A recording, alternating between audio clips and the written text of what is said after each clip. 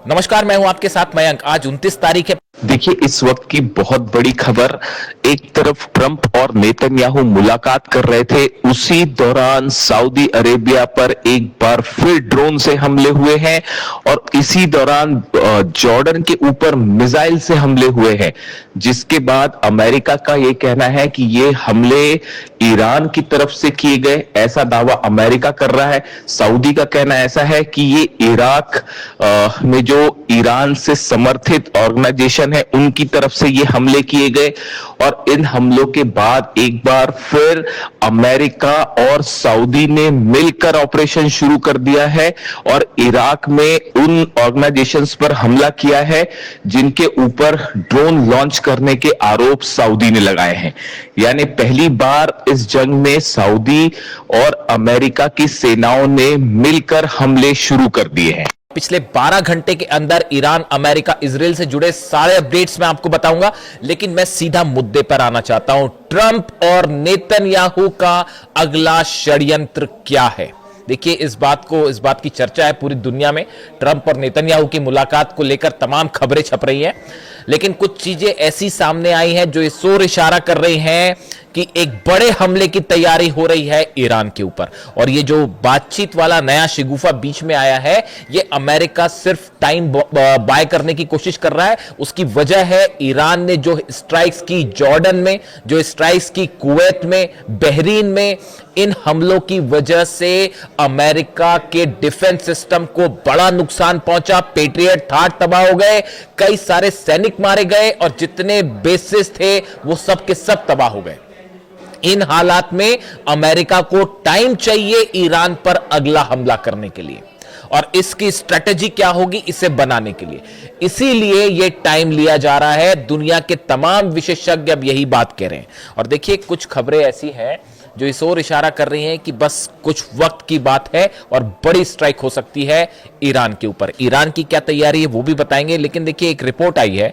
उस रिपोर्ट के मुताबिक इजराइल के अलग अलग एयर बेसिस पर, खासतौर पर जो एयरपोर्ट्स हैं, उसमें करीब 60 से 70 रिफ्यूलिंग जेट्स अमेरिका के पहुंच चुके हैं। आप समझ रहे हैं? जो अरब देशों में रिफ्यूलिंग जेट्स थे अमेरिका के, वो सब के सब इजराइल भेज दिए गए हैं क्योंकि वहां सुरक्षित रहे। बात नंबर 1। बात नंबर 2, इनके नंबर्स भी सामने हैं जो इस ओर इशारा कर रहे हैं। इनका इजराइल में मौजूद होना इस बात का इशारा कर रहा है कि अगली स्ट्राइक इजराइल की तरफ से पहले हो सकती है और अमेरिका उसको बैक कर सकता है। देखिए, जो बेन गुरियन एयरपोर्ट है, इसमें बताया जा रहा है कि करीब 25 से 30 रिफ्यूलिंग जेट्स पहुंच चुके हैं, बेन गुरियन एयरपोर्ट पर तैयार खड़े हैं।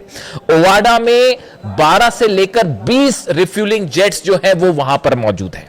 रेमोन में करीब 20 रिफ्यूलिंग जेट्स हैं वो मौजूद है। यानी इस तरह से आप हिसाब लगाएं अगर, तो करीब 60 से 70 अमेरिका के रिफ्यूलिंग जेट्स रेडी मोड में है इजराइल के अलग अलग एयरपोर्ट पर। ये बातचीत करने का ये तरीका है कि आप जो है, आपने पूरी तरह से बैक कर दिया है। खबरें ये भी हैं कि जो डिफेंस मिसाइल्स हैं वो भी तेजी से इजराइल पहुंचाई जा रही हैं। यानी अब हमले का मोड चेंज होने वाला है। अब तक जो है वो अरब देशों से हमले हो रहे थे, जॉर्डन से हमले किए। नतीजा ये हुआ, ईरान ने फतह 2 मिसाइल्स ऐसी मारी, खैबर मिसाइल्स ऐसी मारी कि जॉर्डन में जितने बेसिस थे वो पूरी तरह से तबाह हो गए। पेट्रियट सिस्टम तबाह हो गया, बंकर्स तबाह हो गए, F-15 जेट्स के ऊपर जो है वो मिसाइल्स गिरी हैं। जॉर्डन में बड़ा नुकसान पहुंचा, मिलिट्री बेस पूरी तरह से तबाह हो गया। बहरीन के 5th फ्लीट का क्या हाल है वो देखिए, वो ऑपरेशनल मोड में नहीं है। जो बहरीन की अमेरिका की नेवी का जो बेस है वो ऑपरेशनल मोड में नहीं है। कुवैत में जो हमले हुए, कुवैत में जिस तरह से बंकर्स पर हमले किए गए और जो वहां पर आग लगने की तस्वीरें सामने आई, बड़ा नुकसान हुआ। तो अब देखिए, अब स्ट्रैटेजी ये है कि अरब देशों को तो बचाने का सवाल ही नहीं है। वो आप देख रहे हैं सऊदी में क्या हो रहा है। अरामको की ऑयल इंडस्ट्री, ऑयल जो आउटलेट है, उसमें अभी तक आग लगी हुई है। यानबू में जो पाइपलाइन, जो बाईपास पाइपलाइन बनाने की कोशिश में था सऊदी, उसके ऊपर ड्रोन स्ट्राइक्स कर करके हुती ने उसको तबाह कर दिया है। और जो पोर्ट्स हैं वो खाली हो गए हैं, वहां पर कोई जहाज लेकर जाने को तैयार नहीं है। सऊदी की ऑयल इंडस्ट्री बुरी तरह से अफेक्ट हो रही है। ये लावरोव कह रहे थे ना रूस के, देखिए सब चीजें बड़ी इंटरकनेक्टेड हैं साहब।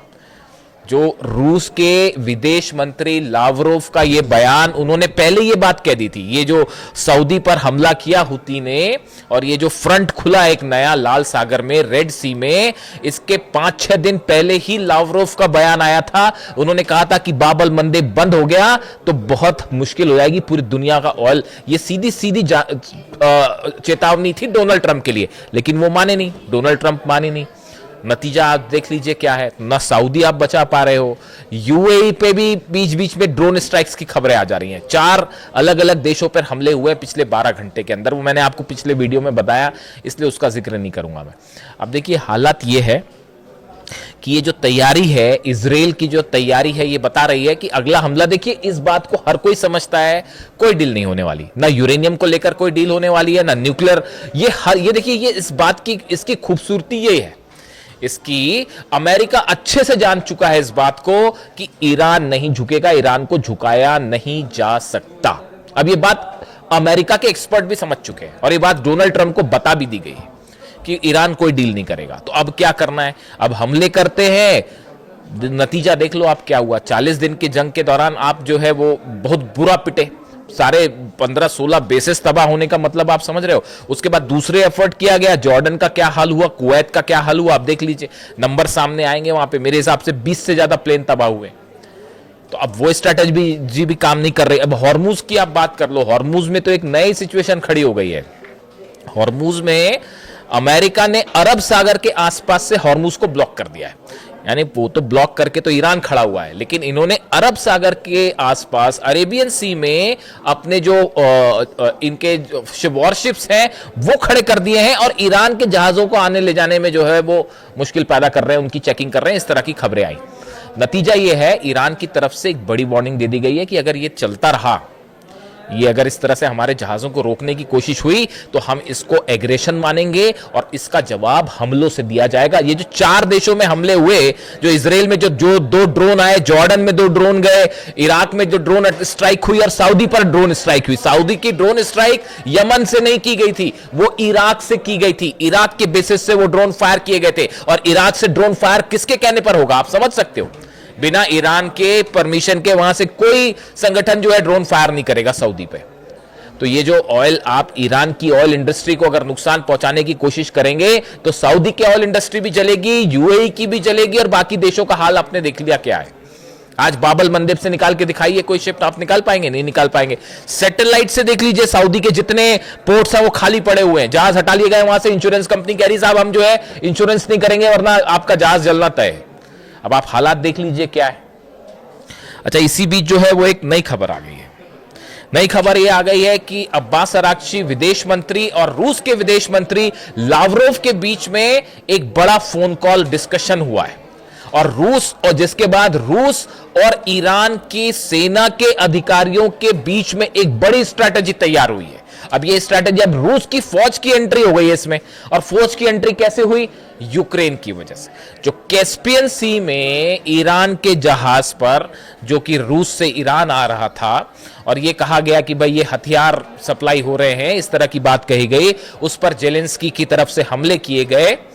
आप देखिए कितना डिस्टेंस है, उसके बाद भी जो है वो कैस्पियन सी में ईरान के जहाज पर हमला हुआ। उसके बाद से ये माना जा रहा है अमेरिका की स्ट्रेटेजी ये है यूक्रेन को ईरान से भिड़ा दिया जाए, इजराइल को हमले करने दिया जाए ईरान के ऊपर। कोशिश ये थी कि सऊदी को इन्वॉल्व किया जाए लेकिन सऊदी का हाल ऐसा हो गया है कि वो खुद ही जो है वो हुती से नहीं निपट पा रहे, तो ईरान से क्या निपटोगे आप, तो वो अलग स्थिति वहां पे खड़ी हुई है।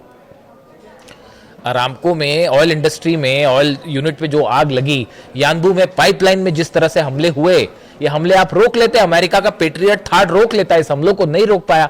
भाई कोई हुती की सेना तो घुस के हमले किए नहीं, हुती ने जैसे कोई घुस के ग्राउंड ऑपरेशन तो हुआ नहीं, एयर स्ट्राइक सी हुई ना, ड्रोन से ही हमले हुए, मिसाइल से हमले हुए, रोक लेता डिफेंस सिस्टम। तो आप जब अरामको जैसी बड़ी कंपनी को सऊदी और अमेरिका का पेट्रियट और थार्ड नहीं बचा पा रहा है, तो अगर पूरी तरह से ईरान ने मिसाइल मारनी शुरू कर दी फिर क्या होगा, जरा अंदाज लगाइए। तो प्लान यह था कि ईरान के खिलाफ यूक्रेन की एंट्री करवाई जाए। यूक्रेन तो वैसी जंग में है, यूक्रेन तो वैसी जंग में है, वैसी हमले हो रहे हैं, उसको क्या फर्क पड़ता है, एक तरफ और खोल दिया जाएगा फ्रंट। अगर अमेरिका चाहेगा तो खोल ही देगा। यूक्रेन कोई अपनी जंग थोड़ी लड़ रहा है, वो तो यूरोप और अमेरिका के बिहाफ पे ये जंग लड़ रहा है ना। तो अब मामला ये है कि कोशिश ये थी कि यूक्रेन जो है वो एक फ्रंट खोल ले ईरान को लेकर। इसी बात को लेकर अब्बास अराक्ची और इसी मुद्दे पर अब्बास अराक्ची और रूस के विदेश मंत्री लावरोव के बीच में बड़ी चर्चा हुई और इसमें बताया जाता है, यह तय किया गया है अगर यूक्रेन के साथ ईरान की जंग होती है तो इस बार ईरान के साथ रूस की सेना मिलकर जंग करेगी। इस तरह के इनपुट्स हैं और इसकी एक बड़ी वजह यह भी है, बताया जाता है कि ये पूरी जानकारी व्लादिमीर पुतिन को भी दी गई है। पुतिन का एक बड़ा इंटरेस्टिंग बयान है जो ध्यान रखना होगा। Speaking to Russian navy officers, रूस के नेवी ऑफिसर्स से बात कर रहे थे पुतिन। इस दौरान उन्होंने कहा, the Russian president held Iran's mosquito fleet as an effective example of modern asymmetric naval warfare. रूस के नेवी के अधिकारियों से बात करते हुए पुतिन ने यह कहा कि ईरान की जो मॉस्किटो फ्लीट है, जो छोटी बोट्स है, आशुरा कहते हैं जिसे, इसका जिस तरह से ईरान ने इस्तेमाल किया है अमेरिका के खिलाफ, वो बहुत ही सटीक है, बहुत ही घातक है। और उन्होंने अपनी नेवी को भी आदेश दिया कि भाई जिस तरह से ईरान ये मॉस्किटो फ्लीट का इस्तेमाल कर रहा है, आप भी इसी तरह से डेवलप करिए यूक्रेन के खिलाफ और अमेरिका के खिलाफ इसी तरह की आप भी तैयारी कीजिए। Instead of relying on massive warship, Iran has built a force of fast attack boats and Gadir class submarines capable of launching surprise strikes and disappearing into hidden coastal tunnels. उन्होंने ये भी कहा कि भाई ईरान की जो ये गदीर class की जो सबमरीन्स हैं और ये छोटी बोट्स हैं, ये अमेरिका के वॉरशिप पर हमला करती है और जो टनल्स हैं वहां पर समुद्र के किनारे, उसमें आकर जो है वो गायब हो जाती है और अमेरिका पता ही नहीं चल पाता अमेरिका को कि कहां से हमले हो रहे हैं। ये बहुत ही इफेक्टिव तरीका है। यानी ईरान की युद्ध नीति की अब पुतिन भी तारीफ कर रहे हैं। नहीं, मैं तो तारीफ कर ही रहा था, लेकिन मैं तारीफ कर रहा था तो कई लोगों को आपत्ति हो रही थी इस बात में। मैंने पहले ही आपको ये कहा था, जिस दिन अली खामनेई साहब का असैसिनेशन हुआ तो उस समय कुछ लोग मेरी हंसी उड़ा रहे थे कि अब तो बस ईरान 4-5 दिन की और बात है और अमेरिका तो अब पूरा ईरान जो है इतना बम्बार्डमेंट करेगा कि ईरान सरेंडर कर देगा, ईरान खत्म हो जाएगा। मैंने उनको उस वक्त सिर्फ एक जवाब दिया था 28 तारीख को कि ईरान किसी कीमत पे, किसी सूरत में कोई ईरान को नहीं हरा सकता। लोग मेरी हंसी उड़ा रहे थे कई। बात देखिए 5 महीने बाद आप कहां खड़े हैं और अब पुतिन भी जो है वो वॉर स्ट्रेटेजी सीखी जा रही है ईरान से कि कैसे दुनिया के सुपर पावर को घुटने पर लाया जाता है। ये आप ईरान से सीखिए, ये बात कह रहे हैं पुतिन, अपनी नेवी को बता रहे हैं कि जैसे इसने मारा है वैसे ही मारना सीखिए। ये पुतिन, ये कितनी बड़ी बात है। आप देखिए कितने हमले हुए, आप बुशर का हाल देखिए, बुशर में कितने ज्यादा हमले हुए हैं न्यूक्लियर प्लांट के आसपास, कितने शहरों पर हमले हुए ईरान में, बताइए। जब अगर उनके सेंटकॉम के चीफ जो है ब्रैड कूपर, वो खुद कह रहे हैं कि हमने बस अब बहुत बम्बार्डमेंट कर दिया, अब और बम्बार्डमेंट करने का फायदा नहीं है। यानी ईरान, अमेरिका की जो एयर फोर्स है उसने भी हाथ जोड़ लिए कि बस अब हम और हमले नहीं कर सकते साहब। ये है पावर ईरान का, ये पावर है ईरान का। कुछ लोग मेरी इस बात से असहमत हो सकते हैं, लेकिन 5 में हकीकत देखिए। आज नेतन्याहू और डोनाल्ड ट्रंप की ये मुलाकात, अगले षड्यंत्र की तैयारी, और उधर दूसरी तरफ ईरान ने भी तैयारी कर ली जबरदस्त। और वो ये कह रहा है कि अगर अब की बार हम पर हमला होता है तो इस बार पूरा इंफ्रास्ट्रक्चर की लिस्ट बना रखी है उन्होंने। इजराइल के 20 ठिकानों की लिस्ट तैयार है और वो खैबर मिसाइल्स भी तैयार है कि आप हमला करिए, उसके बाद हम बताते हैं। मैंने एक वीडियो में जिक्र किया इस बात का, वो जो इराक में हमला हुआ, परसों रात को ये हमला हुआ, इरबिल में जो अटैक हुए, ड्रोन स्ट्राइक हुई, उसमें एक ड्रोन मोसाद के एक सीक्रेट अड्डे पर गिरा है साहब। वहां पे मोसाद के कई सीक्रेट लोकेशंस हैं, इराक में भी है। तो एक लोकेशन मोसाद की, इजराइल की खुफिया एजेंसी बताया जाता है, उसका एक सीक्रेट अड्डा था, लोकेशन थी, उसके ऊपर भी एक मिसाइल गिरी है या ड्रोन स्ट्राइक हुई है। तो जंग जो है वो इस हालात में है। और इस बीच देखिए अब सूरत ये है कि डोनाल्ड ट्रंप नेतन्याहू की मुलाकात के बाद अब ऐसा बताया जा रहा है, जो डिफेंस सर्कल में जिस तरह की चर्चा है, कि अब की बार वॉर को लीड करेगा इजराइल और बैकफुट पे रहेगा अमेरिका और पीछे से मदद करेगा ताकि अरब देशों पर हमला ना हो। अब ये भी गजब कल्पना है। ईरान क्यों नहीं हमला करेगा अरब देशों पे? ईरान ने पहले ये कह रखा है कि आप कहीं से भी हमला हो, हमारे लोकेशन सब हमारा, आप जो है एक्सपेक्ट नहीं कर सकते कि अब यहीं हमला होगा, वहां हमला होगा। वो कहीं भी हमला हो सकता है। इसीलिए ब्रिटेन तैयारी कर रहा है कि डिएगो गार्सिया पर भी हमला हो सकता है और उस फोर्ड एयरबेस पर भी हमला हो सकता है जहां से B-1 बॉम्बर उड़े थे।